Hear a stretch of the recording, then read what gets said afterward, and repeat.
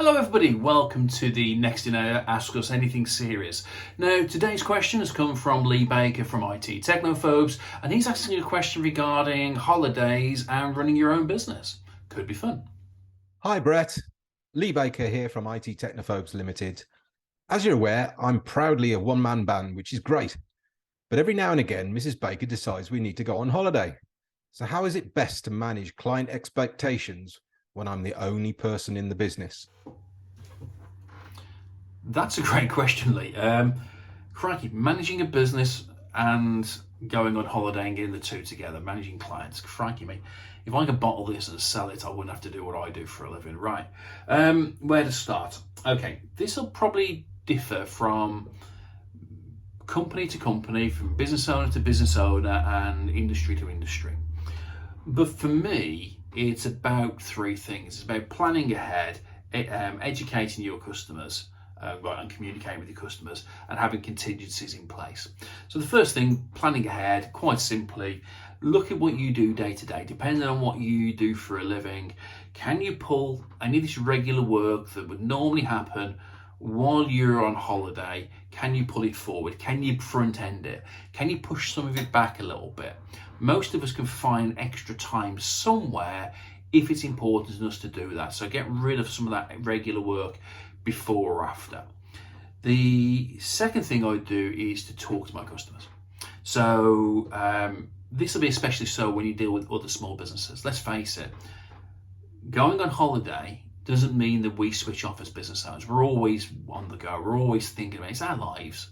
So they'll appreciate when you go on holiday, you want some downtime as much as you can.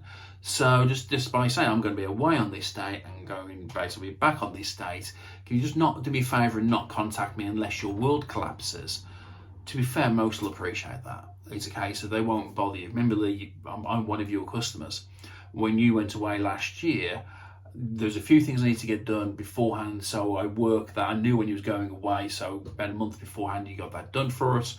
Something cropped up while you was away, and I sent you a quick email going, "Hi Lee, I know you're on holiday, no rush on this, but can you look at this when you get back at your leisure, as long as it gets done at some point in the next few weeks, but I'm going to need this sorted."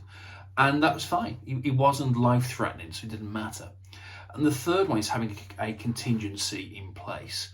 So if somebody's world does collapse, can you deal with it? Now that contingency could be taking your laptop, taking your iPad, taking your phone, being prepared to go and do a little bit if you need to when, let's say our wife's sunning themselves on the beach or whatever, get the laptop. Let's face it, you can connect with a mobile anywhere these days pretty much. So is that a contingency? Or is it a case of, is there somebody else in your industry you can trust to pick up the pieces when you're away? That could be a case. Lee, you're in the IT game. What you do, you offer phenomenal value for money to small business owners, people that sub 5 employee range. If all of a sudden something went down IT wise, you may need to get there. Now, if you're going to be in the Caribbean, you're not going to be able to do it. So is there somebody else you could trust to go and do that? We all know people we could trust in different industries. For me, if you think about it, when we go to Florida this year, it's going to be, right, I'm not going to cancel all the events. I'll probably run a reduced schedule, but I'll ask people if they would run the event on those days. It might even add a different dynamic.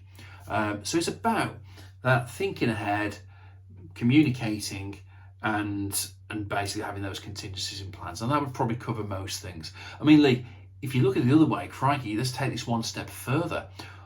When I got married 18 months ago, what would have happened if I hadn't have educated our members in advance and somebody rang during the ceremony? Let's face it, how many phone calls a day do I get? How embarrassing would that be? Imagine it now, the registrar, does anybody here have any just cause? Well, this couple may not get married, and the phone goes, ring, ring, ring, ring. Oh my God, I wouldn't have to worry about the wedding. I'd have to worry about will anybody ever find my body. It's a case of, so it's about that planning ahead. But Lee, absolutely fantastic question. Anybody listening to this video or watching this video, I should say, I'd love to get your comments on here. What kind of things do you do? What kind of things would you go when you go on holiday?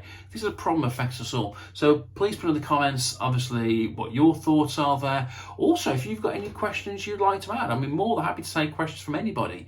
Basically, anything business related. The whole theme of this is ask us anything. So thank you very much for watching. If you do like this style of video, do us a favour, do the good old-fashioned subscribe, hit the bell and like us. At the end of the day, that you'll then be obviously notified about other videos basically that are coming up. And in the link, no, not in the link, in the description and on here, I think you can press a button, can't you? What I'll do, I'll put a link to the last video which was related to startups. So thank you very much for watching.